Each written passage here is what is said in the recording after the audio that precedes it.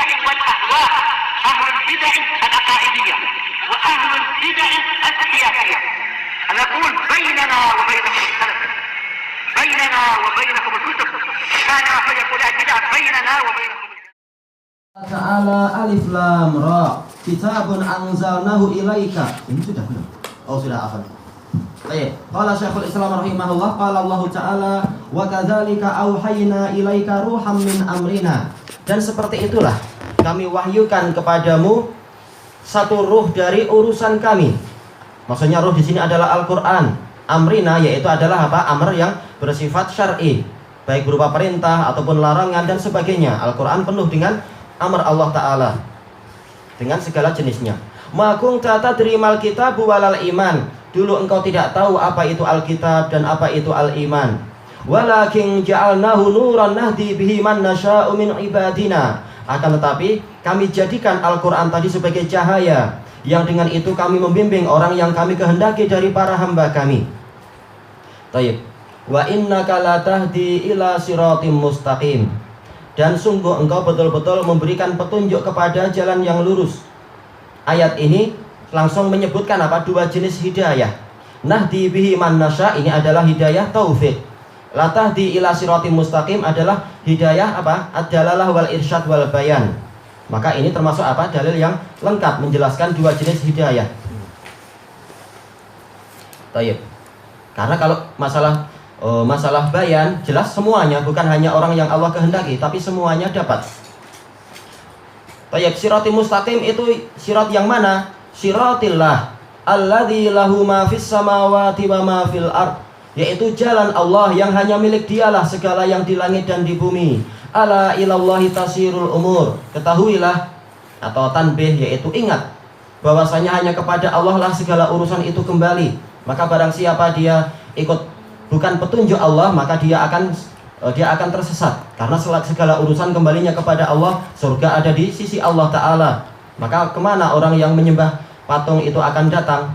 Akan datang kemana? Mereka akan masuk ke dalam neraka. Sebagaimana dalam hadis Abi Sa'id muttafaqun alaih itu, ketika dikatakan apa itu? Falyattabi kullu wahidin biman ya'buduhu fit dunya. Hendaknya setiap orang mengikuti apa yang dia ikuti, apa yang dia sembah di dunia. Maka apa? Yang menyembah bintang ikut bintang, yang menyembah patung ikut patung, yang menyembah matahari ikut matahari. Akhirnya apa? Mereka semua masuk ke dalam neraka, tidak sampai kepada Allah, yang mana di sisi Allah itulah surga. Itu ruginya orang-orang yang mengambil selain jalan Allah Ta'ala, ikut jalan berhala-berhala dan sebagainya itu. Tayyib, qala Syekh Ibnu Utsaimin rahimahullah, wa kadzalika auhayna ilaika ruham min amrina, ruhan huwal Qur'an. Ruh di sini adalah Al-Qur'an, wa sammahullahu ta'ala ruhan. Allah menamakan Al-Qur'an itu sebagai ruh, li'anna bihil hayah al-haqiqiyah. Li'anna bihil hayah, karena dengan Al-Qur'an itulah terbentuk kehidupan. Al-haqiqiyah amil ma'nawiyah, secara hakiki ataukah secara maknawi? Al-ma'nawiyah. Tayyib, secara maknawi maksudnya adalah hatinya itu menjadi hidup. Awaman kana maitan fa ahyainahu. Apakah orang yang dia itu semula mati, yaitu mati di dalam, yaitu maksudnya adalah dia itu penuh dengan kekufuran, kemudian kami hidupkan dia, yaitu kami beri hidayah. Menunjukkan apa? Al-Qur'an itu adalah yaitu penghidupan yang bersifat maknawi. Tayyib. Wa in syi'ta faqul al-haqiqiyah aidan. Kalau engkau mau, maka ucapkan juga Al-Qur'an itu mendatangkan kehidupan hakiki. Iya, Allah Ta'ala telah berfirman, apa itu? Walakum fil qisasi hayatu ya ulil albab. Sesungguhnya yaitu kalian akan mendapatkan kehidupan yang hakiki. Di dalam kisos itu, wahai orang-orang yang memiliki mata hati. Menyebabkan apa? Kehidupan orang jadi tentram. Dan juga Allah Ta'ala telah berfirman, ya ayyuhalladzina amanu stajibu lillahi walir rasul idza ja'akum lima yuhyikum. Wahai orang-orang yang beriman, penuhi panggilan Allah dan Rasul apabila Allah dan Rasul itu menyeru kalian kepada sesuatu yang menghidupkan kalian. Menyebabkan apa? Negerinya diberkahi, tidak datang bencana yang mematikan sekian banyak orang atau penyakit yang membunuh sekian banyak orang. Ini menunjukkan bahwasanya Al-Quran itu mendatangkan kehidupan hakiki dan juga kehidupan maknawi. Semula maknawi, kemudian apa? Mencapai kepada hakiki juga. Jadi dua-duanya betul. Tayyib. Li'anna man ihtada bihi fa inna lahul hayatal kamilah.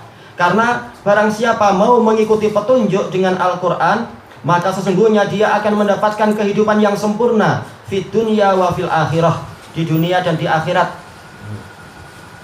Makanya Ibnu Hajar rahimahullah di dalam Fathul Bari beliau mengatakan manusia yang hakiki adalah orang-orang yang beriman. Ya, karena apa? Orang kafir Allah Ta'ala mensifati mereka sebagai sesuatu yang mati.